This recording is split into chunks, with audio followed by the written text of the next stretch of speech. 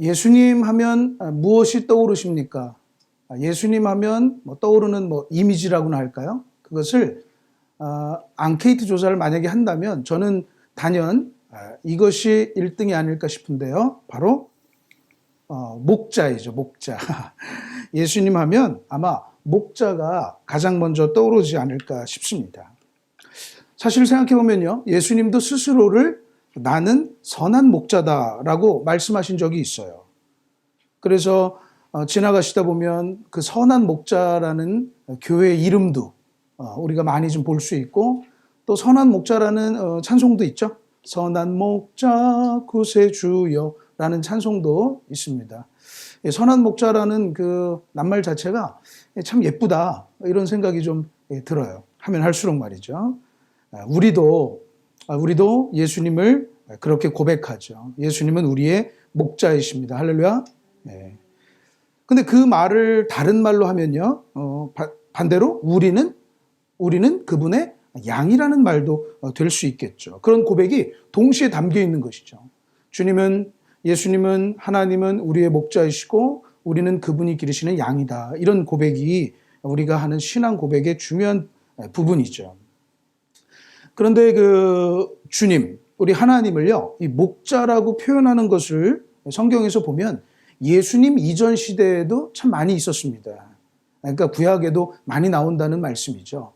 생각해보면 그 이스라엘이라는 환경이 이 양이라는 동물이 굉장히 좀 친숙하고 말이죠. 우리는 그래도 양하면 조금 거리감이 있는데 이스라엘은 없어서는 안 되는 그런 가축이죠, 양. 그리고 목자 역시, 그 양들을 기르는 목자 역시 이스라엘 사람들에게는 굉장히 가깝고 친숙한 그런 이미지라고 할 수 있죠. 자, 그런 것을 빗대어서 우리 주님을, 우리 하나님을 목자다 이렇게 고백을 하는데요. 아마 가장 유명한 것은 역시 그거죠. 여러분이 지금 떠오르시는 그것. 다윗 대왕의 시편 23편. 뭐죠, 여러분? 여호와는 나의 목자시니. 그렇죠. 여호와는 나의 목자시다. 다윗의 고백. 우리 모두가 아마 전 세계 그리스도인들, 아니 교회를 다니지 않는 분들도 그런 표현들은 아마 다 알고 계시지 않을까 싶어요. 또 식당마다 들어가 보면 여호와는 나의 목자시다, 이런 편말을 붙여놓은 것도 참 많고요. 그런 기독교인들이 참 많죠. 여러 군데에서 찾아볼 수 있지만 또 시편 100편에 보면요, 시편 100편에 보면 이런 말씀도 있습니다. 우리 같이 보실까요? 온 땅이여 여호와께 즐거운 찬송을 부를지어다. 기쁨으로 여호와를 섬기며 노래하면서 그의 앞에 나아갈지어다. 여호와가 우리 하나님이신 줄 너희는 알지어다. 그는 우리를 지으시니요 우리는 그의 것이니 그의 백성이요 그의 기르시는 양이로다. 그렇죠. 시편 100편에 우리는 그분이 기르시는 양이다, 이런 고백이 있는데 사실 이 시편에서 이런 표현들이 나온다는 건 좀 의미가 깊어요. 왜냐하면요, 시편이라는 것은 우리가 가지고 있는 찬송가집, 그러니까 찬송집과 같은 것인데, 구약에서 이스라엘 사람들이 시편에 있는 노래들로 예배를 드릴 때 사용을 했던 것이고, 또 특별히 이 노래라는 것이 교육적인 용도에서 많이 쓰이게 되는 거죠. 교육. 사실 저도 군대에 갔는데요, 군대가 병사를 기르고 군사력, 전략, 전술을 배우는 곳인 줄 알았더니 처음에 갔더니 노래를 가르치더라고요. 노래. 가수를 키우는 곳이 아닌데도 군대에 입대하면 훈련소 시절부터 얼마나 노래를 부르는지요. 왜 그런가 하니까 말이죠. 그 노래를 부르면서 그 병사로서, 군사로서의 교육도 되는 것이고, 그런 마음도 품게 되는 아주 굉장히 중요한 수단이죠. 수단이 되었던 것이죠. 그 노래라는 게. 마찬가지로 이 시편의 이 노래집에 여호와를 기르시는 우리의 양이다라는 것을 기록하고 이렇게 노래시킨 것은 교육적인 측면도 굉장히 큰 것이라고 볼 수 있는 거죠. 그래서 온 이스라엘 사람들이 우리는 하나님이 기르시는 양이다, 이런 것들을 고백을 하라고 교육을 했던 것이죠. 우리는 그의 양이다. 무슨 말입니까? 반대로 얘기하면 하나님이 우리의 목자이시다.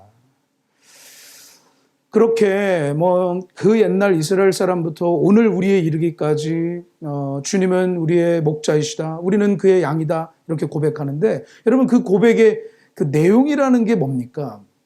그 내용, 시편 23편 그 뒤에 뭐라고 돼 있죠? 여호와는 나의 목자시니 내게 부족함이 없으리로다. 바로 그거죠. 내게 부족함이 없으리로다. 여호와는 나의 목자시니 내게 부족함이 없으리로다. 그가 나를 푸른 풀밭에 누이시며 쉴 만한 물가로 인도하시는도다.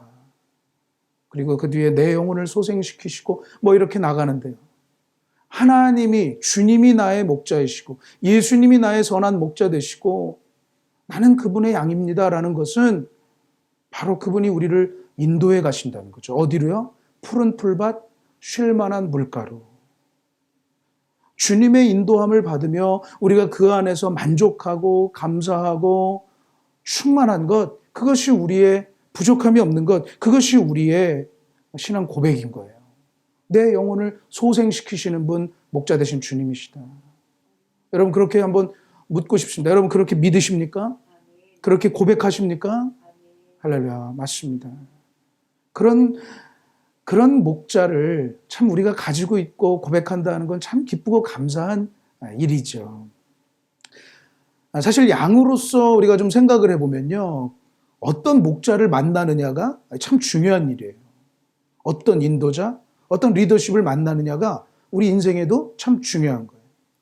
왜 이 이야기를 꺼냈냐면요. 오늘 우리가 이제 본문을 통해서 보는 또 계속해서 보고 있는 이 남유다의 상황이라는 것이 바로 그런 문제였다는 거예요.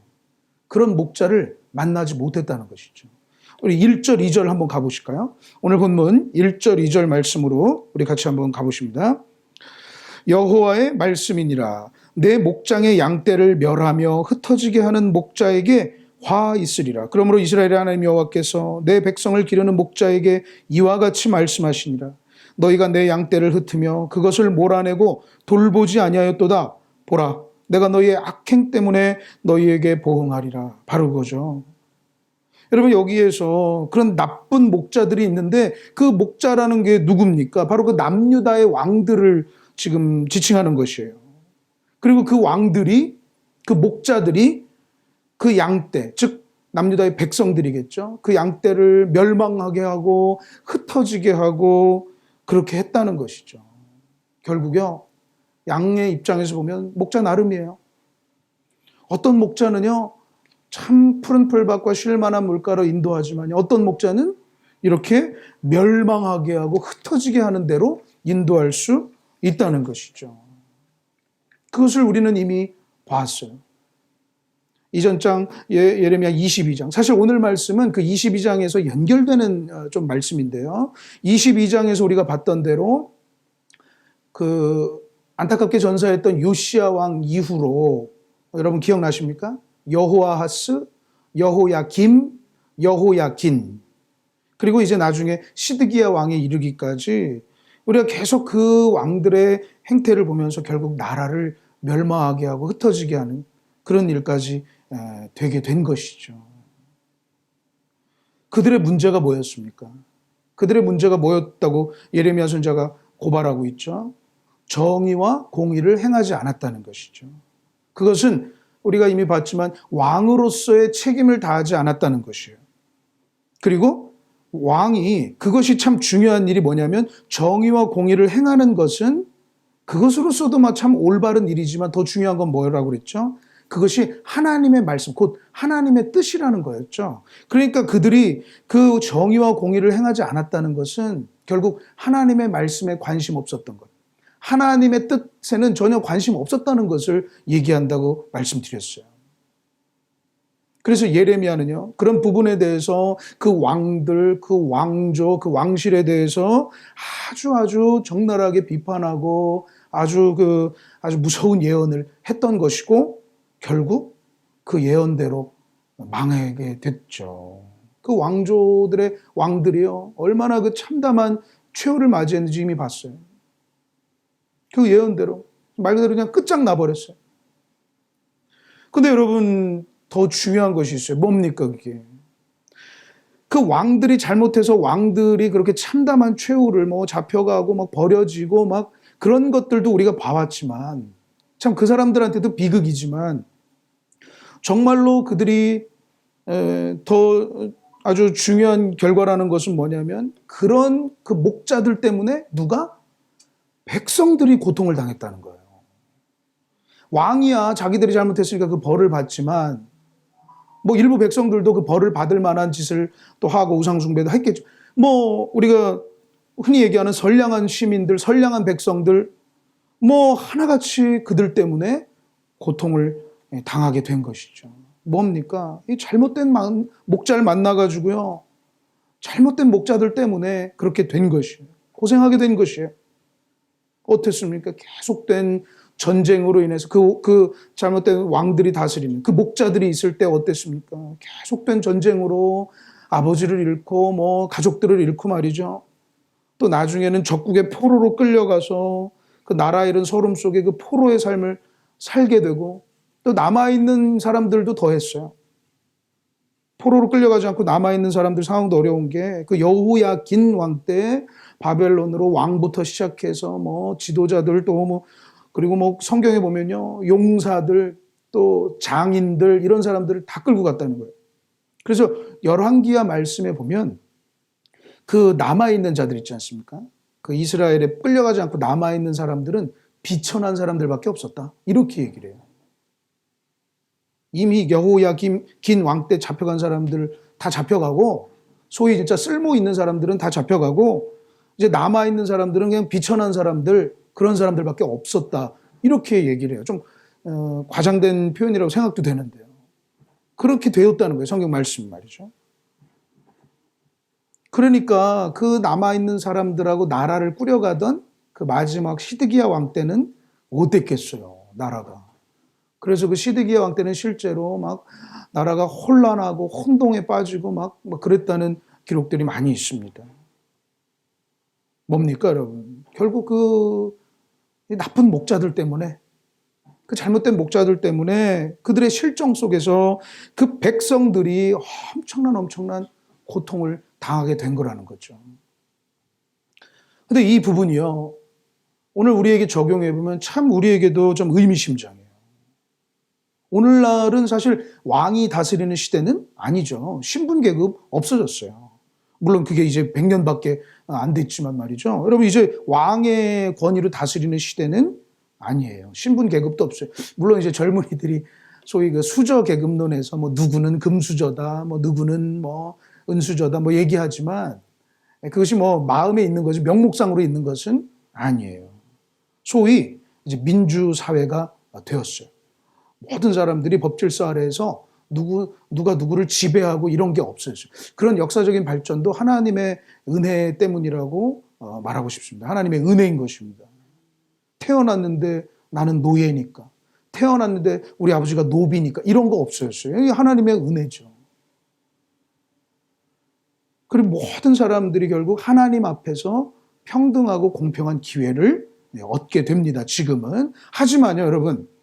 우리가 좀 더 자세히 이 사회를 들여다보면 여전히 목자 같은 일들을 하는 이들이 있어요. 그렇죠? 사회 모든 분야에서도 각자 그 어떤 영향력을 발휘하고 하는 사람들이 있습니다. 뭐 대표적으로는 정치인들, 정치 지도자들, 장관이요, 뭐 요즘 국정감사로 시끄럽지만 장관이요, 대통령 뭐 이렇게 있겠지만, 국회의원 뭐 있겠지만요. 뭐 그들만 그런 것은 아니에요. 예컨대 우리 가까이 선생님들도 그 목자 역할을 한다 할 수 있고요. 또 우리가 다니는 회사, 일하는 회사의 원장님, 사장님들도 하나의 어떤 그 인도해가는, 이끌어가는 목자라고도 할 수 있을 것 같아요. 또 우리가 만나는 모임 속에서 어떤 선배라든지 이런 것도 다 어떻게 보면 목자라고 할 수 있고. 그리고 사실 저도 목사로서 일하지만 어떤 교회에서의 목사로서 목자 역할을 감당한다고 할 수 있겠어요. 그리고 그런 분들의 어떤 지도와 인도 속에서 우리는 살아가고 또 우리 자녀들도 자라가고 하는 것이죠. 저는 그래서 그거를 뭐 옛날처럼 왕 이런 건 아니지만 지도자 이런 말도 참 때로는 좀 부담스럽지만 목자의 역할을 감당하는 책임자 이렇게 얘기하면 어떨까 싶어요. 그런 지도력을 가진 책임자들의 지도와 인도 속에 우리들은 영향을 받고 또 살아가고 있는 것이죠. 오늘날에도 그러니까 쉽게 얘기하면 목자들이 있다라고도 얘기할 수 있겠어요. 그런 점에서 보면 우리가 참 어떤 목자를 만나느냐, 우리 자녀들이 어떤 목자들을 만나느냐가 참 중요하죠. 저도 교회를 이끌어가는 입장에서는 참 굉장히 조심스럽고 그래요. 내가 과연 좋은 목자의 책임을 다할 수 있는가. 왜냐하면 저의 인도로 우리 교회가 또 이렇게 나아가고 하는 거가 맞잖아요. 반대로 말이죠. 오늘 남유다에서 오늘 본문의 예레미야 선지자가 그렇게 성토했던 그런 목자를 만나면 정말로 이건 힘든 일이 되는 거죠. 정말로 세상 말대로 진짜 불행한 일이 될 수밖에 없는 것이죠. 근데 실제로 있잖아요. 없으면 좋겠지만 그런 일이 있잖아요. 그런 지도력의 책임을 가진 목자로서의 책임을 가졌는데 그들이 참 나쁜 목자였던 일이 있잖아요. 뉴스들을 보면 말이죠. 그냥 노동자들은 열심히 최선을 다해서 일하는데 그 지도력을 가진 그 사장님 그런 사람들이 그냥 엉뚱한데 신경 쓰다가 회사를 파탄의 지경에 이르게 가고 사람들을 막 혹해서 돈을 모아다가 엉뚱한 일을 하다가 그 피해를 입게 하는 일들이 실제로 있잖아요. 또 우리 자녀들 생각해 보면요. 진짜 선생님 만나는 게 참, 저도 그것이 기도 제목인데 선생님 만나는 게 참 많은 영향을 미치는 것 같아요. 좋은 선생님을 만나면 성적이 진짜 쑥쑥 올라가요. 오늘 소위 진짜 하나님의 은혜 아래 우리 민주사회를 맞이해서 그래서 우리가 어떤 그 지도력을 가진 책임자를 이제 선출을 하게 됐는데 사실 그래서 그 선출하고 소위 선거하는 것이 우리에게도 참 중요한 과제가 되었죠. 과제가 되었어요. 지혜와 명철을 가지고 그 일들을 해내야 돼요. 우리의 삶 속에서도 말이죠. 그러니까 정말 또 뭐 선출할 수 없는 지도자도 만나고 하는데요. 어떤 목자, 어떤 좋은 목자를 만나느냐가 참 중요한 일이라는 것을 다시 한번 또 강조해도 지나치지 않을 것 같아요. 우리 함께 기도했으면 좋겠어요. 우리 자녀들에게도요. 저부터도 참 시급한 기도인데 우리 자녀들도 좋은 선생님, 좋은 선배님을 좀 만나게 해달라고 막 절로 기도가 돼요. 우리 그렇게 기도하기를 원합니다. 아울러서 저를 위해서도 좀 기도해 주세요. 좋은 목자의 책임을 다하는 목사가 되게 해달라고 그것이 또 하나님의 교회를 위한 길이니까 그렇게 좀 기도를 또 부탁드립니다. 그리고 여러분들의 또 사업장과 또 가정에서도 부모님도 어떻게 보면 목자 역할이라고 할 수 있겠어요. 또 부모님을 위해서 또 가정의 어떤 또 사업, 내가 일하는 일터 속에서 책임자들, 목자의 책임을 맡은 이들을 위해서 우리가 좀 기도해야 될 줄로 믿습니다. 우리 다시 본문으로 돌아가면 어쨌든 남유다는 어떻게 해요? 그러지 못했다는 거예요. 그리고 그들로 인한 피해가 고스란히 그 백성들에게 닿았던 것이죠. 참 저도 그 당시 남유다의 백성이라면 막 울분이 막 터졌을 것 같아요. 왜 이런 사람들이 왕이 돼가지고 막 그러지 않았을까 싶은데요. 그런데 참 감사한 것은 하나님께서 그 백성들의 처지를 알고 계셨다는 것이죠. 할렐루야. 하나님이 그 백성들을 불쌍히 여기셨다는 거예요. 그리고 그들을 그대로 두지 않으셨어요. 하나님은 사실 그러지 않으시죠. 그렇지 않으신 분이죠. 하나님께서는 남유다의 이 파탄나는 이런 상황들이 목자들로 인한 것임을 이미 알고 그렇게 되셨다고 예레미야를 통해서 예언하셨지만 또 그걸 그대로 버려두지 않으셨어요. 하나님은 항상 그러시죠. 그리고 그들을 회복하실 것을 말씀하세요. 우리 3절 한번 보실까요? 3절. 자, 본문을 잘 따라오시면서 3절 들어갑니다. 내가 내 양떼에 남은 것을 그 몰려갔던 모든 지방에서 모아 다시 그 우리로 돌아오게 하리니 그들의 생육이 번성할 것이며. 그렇죠. 하나님은 그 백성들이 잡혀가기도 했지만 결국 그 우리로 돌아오게 하신다는 거예요. 여기서 우리라는 것은 결국 가나안 땅, 그 백성들의 원래 고향이겠죠. 결국 포로로 잡혀갔던 애들도 그들로 돌아오게 하신다는 거예요. 그리고 생육이 번성한다. 이 표현이 참 놀라운 표현인데요. 생육이 번성한다. 여러분 기억나십니까? 바로 창세기 1장부터 나오는 말씀이죠. 그러니까 창세기 어떤 근원적인 축복을 얘기하는 거예요. 그것들을 회복시키셨다고 얘기하는 거예요. 할렐루야. 하나님 그런 은혜를 주시는 거죠. 그리고 그 뒤에 4절에 보면요. 4절을 한번 보실까요? 내가 그들을 기르는 목자들을 그들 위에 세우리니 그들이 다시는 두려워하거나 놀라거나 잃어버리지 아니하리라. 그렇죠. 내가 그들을 기르는 누구를? 목자들을 그들 위에 세울 것이다. 그러니까 그러한 어떤 다시 돌아오게 하고 근원적인 창세기적인 축복을 주신다는 것이 누구를 통해서? 새로운 목자들을 세워서 그렇게 하시겠다는 거예요. 그리고 실제로 그렇게 하셨어요. 그렇게 하셨어요. 성경은 그것이 실제로 나타나는데 우리가 알고 있는 스룹바벨이라든지 느헤미야라든지 에스라라든지 이런 리더들을, 지도자들, 이런 목자들을 통해서 다시 남유다 백성들이 돌아와서 또 예루살렘 성벽을 중건하고 또 성전도 새로 세우고 하는 그런 일들을 실제로 이루십니다. 하나님이 그런 목자들을 또 보내셨던 거예요. 결국 하나님의 은혜죠. 그런 목자들을 보내신 것이 하나님의 은혜예요. 그리고 목자들 때문에 고생하고 유리하는 사람들을 하나님은 그냥 눈 감고 계시지 않으신다는 거죠. 새로운 목자들 보내셨어요. 근데 오늘 말씀이 놀라운 거는요, 그것으로 하나님의 은혜가 끝나지 않는다는 거예요. 하나님의 은혜는 거기서 그치지 않는다는 거죠. 5절로 이어서 한번 가보실까요? 자, 말씀을 잘 따라오시기 바랍니다. 5절입니다. 여호와의 말씀이니라. 보라, 때가 이르리니 내가 다윗에게 한 의로운 가지를 일으킬 것이라. 그가 왕이 되어 지혜롭게 다스리며 세상에서 정의와 공의를 행할 것이며, 6절이요.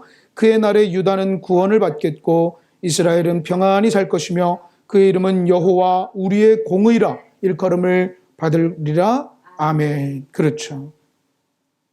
하나님은 스룹바벨, 느헤미야, 에스라와 같은 리더 목자들을 보내셔서 다시 남유다를 돌아오게 하고 또 성벽을 중건하고 다시 성전을 세우고 이런 일들을 하시지만 하나님은 그런 목자들로 끝나지 않으시고 오늘 5절 말씀에 때가 이를 것인데 그 때가 되면 다윗으로부터 한 의로운 가지, 오늘 말씀의 제목이죠. 한 의로운 가지를 일으키신다고 약속했어요. 그런데 그 의로운 가지가 어떻게 됩니까?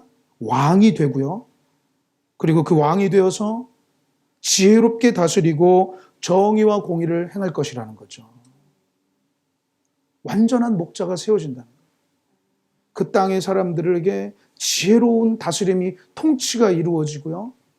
정의와 공의를 행한다. 우리가 이 말씀은 항상 정의와 공의 자체로도 중요하고 올바르고 뜻깊은 일이지만 더 중요한 건 놓치지 말자고 했는데 뭐였죠? 하나님의 말씀, 하나님의 뜻이라는 거였죠. 그것을 펼쳐간다는 것이죠. 결국 하나님의 나라를 만들어간다는 거였어요. 지금 현재 상황에서는 남유다의 어리석고 못된 이 목자들, 그 왕들 때문에 백성들이 고통당하고 있지만 그들과는 전혀 다른 분, 완전한 목자가 오셔서 결국 유다는 구원을 받고 평안히 살게 되는 안전한 삶을 보장받는다는 것이죠. 구원과 평안의 삶을 이끌어 가시는 목자가 일어날 거라는 것이죠. 한 의로운 가지. 상상해 보세요. 그 잘못된 왕들 때문에 고통받고 있는 백성들에게 이런 얘기가 들려졌다고 한번 상상해 보세요. 내가 거기에 있다고 생각해 보세요. 지금 왕들 때문에 고생하고 있는데 뭐 우리 아버지도 나가서 전쟁터에서 죽고 뭐 삼촌은 잡혀가고 뭐 그런 상황이라고 생각해 보세요. 근데 그런 의로운 가지, 한 왕이 될 분이 오실 건데 저는 막 기다렸을 것 같아요. 그분 언제 오시나? 때가 되면이라고 그랬는데 언제 그때가 오나? 막 기다렸을 것 같아요. 여기서 여러분들에게 질문해야겠습니다. 여러분, 그때가 왔습니까? 언제입니까? 그렇죠. 그때는 왔죠. 예레미야에게 때가 이르면 한 의로운 가지가 왕이 되는 때가 올 것인데 그때는 왔죠. 언제 왔습니까? 여러분 사실 다 알고 계십니다. 언제 그때가 왔습니까? 지금으로부터 꼭 2020년 전이죠. 예수 그리스도. 하나님의 아들 예수 그리스도죠. 예수 그리스도가 이 땅에 오셨어요. 한 의로운 가지로서 우리가 설교 모두에 고백했듯이 선한 목자 되신 우리의 왕으로 예수님이 오신 것이죠. 할렐루야. 앞서 우리가 얘기한 것처럼 우리는 예수님을 선한 목자라고 고백을 했어요. 근데 사실 그거는 예수님도 스스로 내가 목자다 이렇게 밝히셨다고 우리가 봤었는데요. 실제로 예수님이 하신 활동들을 보면 이건 진짜 목자와 같은 활동이라고도 우리가 볼 수 있어요. 그리고 예수님 스스로도 그렇게 고백하시면서 성경을 좀 더 유심히 보면 스스로도 그런 생각을 많이 하셨던 것 같아요.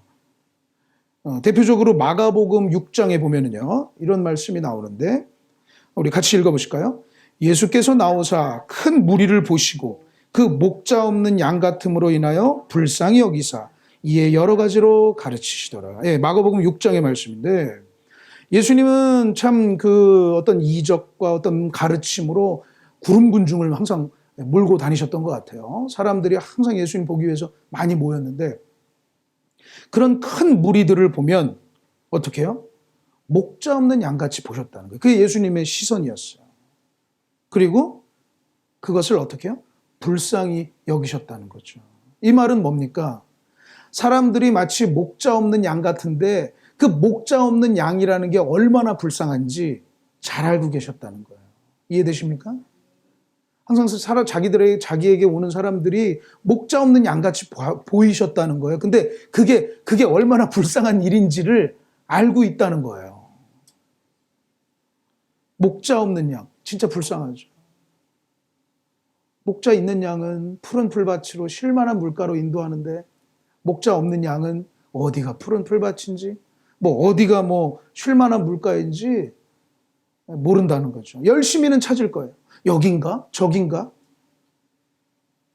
근데 생각해보면 그 당시 사람들이라고 왜 목자가 없었겠습니까? 그렇잖아요. 집에 가면 아버지도 계시고, 학교가 어떻게 있었는지는 정확히 모르지만 선생님도 계실 것이고, 그리고 당시 정치인도 있었고요. 우리가 아는 바리새인도 있고, 제사장도 있고, 왜 목자가 없어요? 그런데 정말로 지혜로 다스리고 정의와 공의를 행하는 하나님의 뜻을 가르치는 구원과 평안을 줄 수 있는 분은 없는 것이죠. 목자가 없는 것이죠.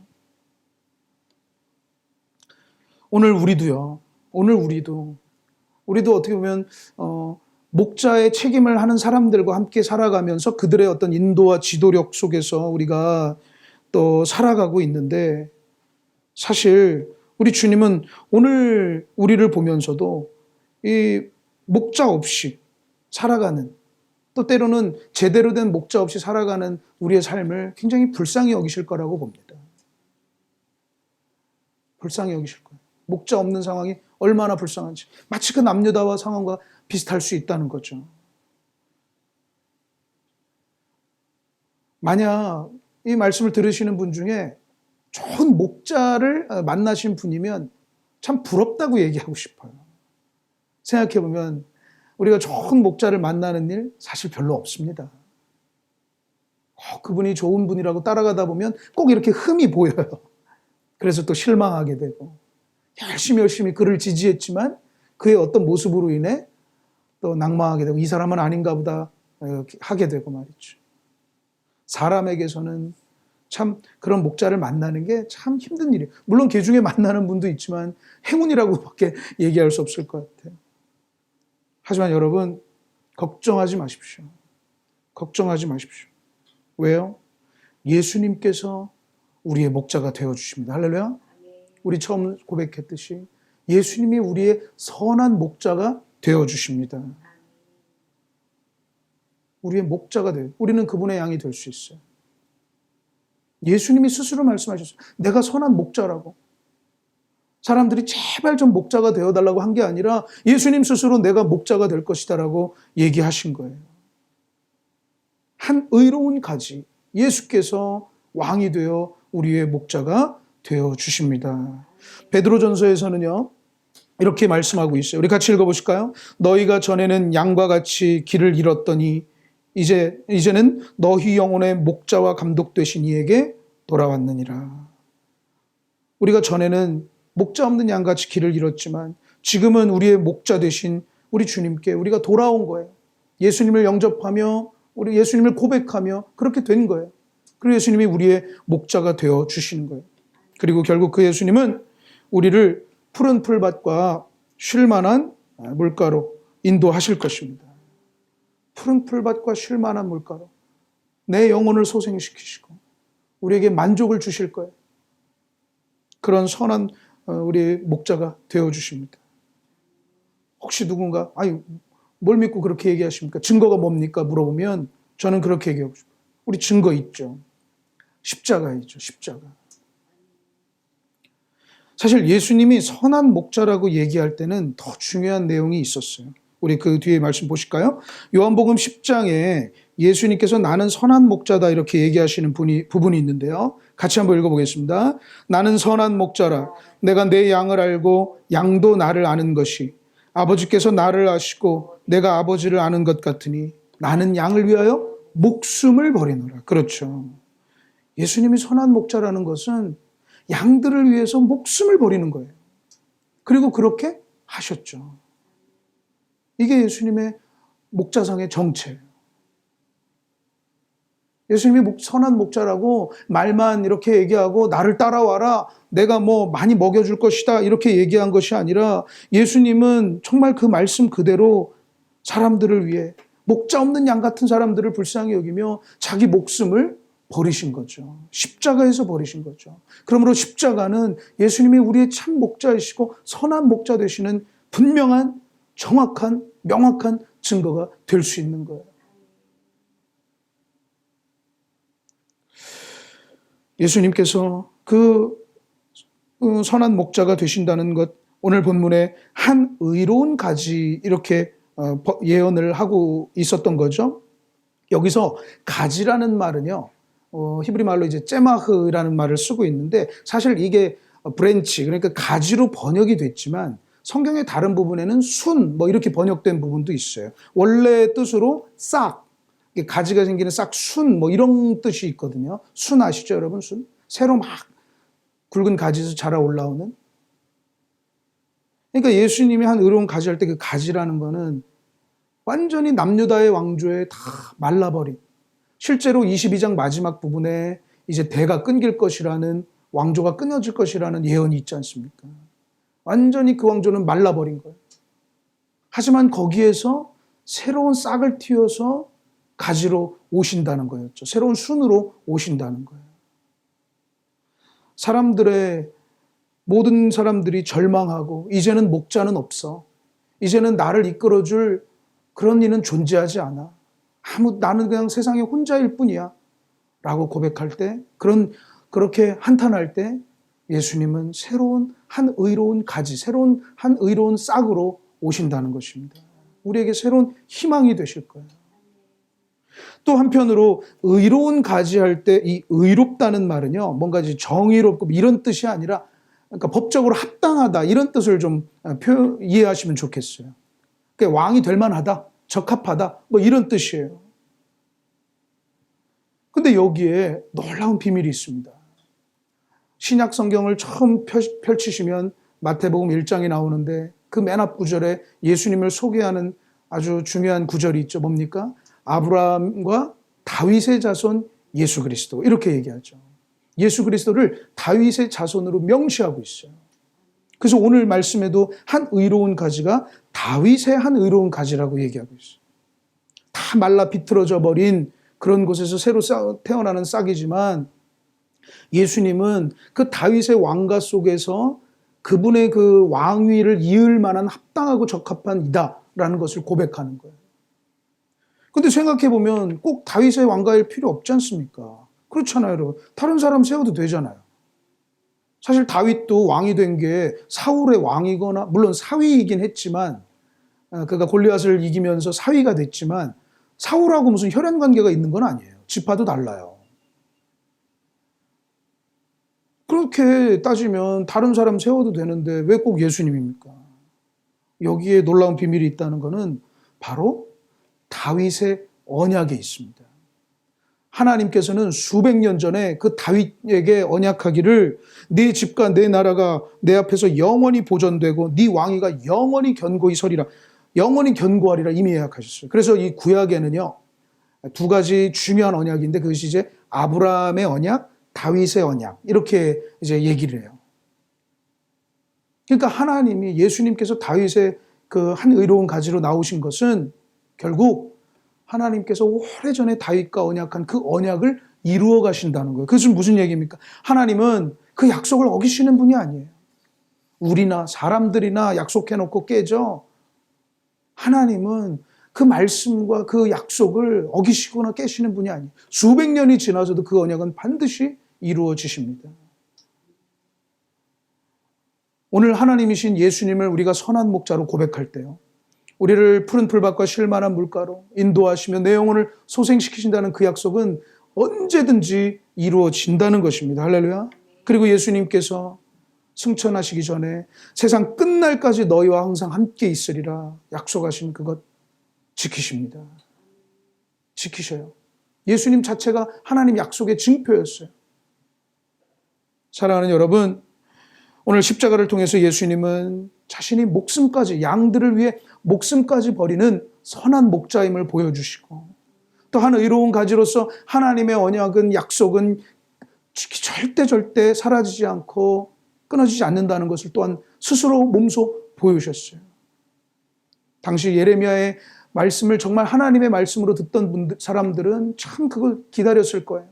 하지만 오늘 우리는 그 예수님을 가지고 있습니다. 믿고 있습니다. 우리의 선한 목자로.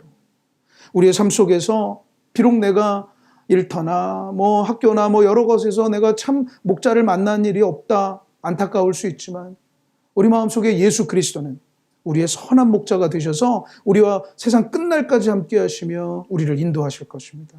여러분 계속 예수님을 고백하세요. 예수님의 말씀에 귀 기울이시고 예수님께 간구하세요. 예수님의 이름으로 간구하세요. 우리의 목자가 되어주셔서 정말로 우리를 내게 정말 부족함이 없으리로다 고백하게 만드실 줄로 믿습니다. 우리 같이 함께 기도하겠습니다.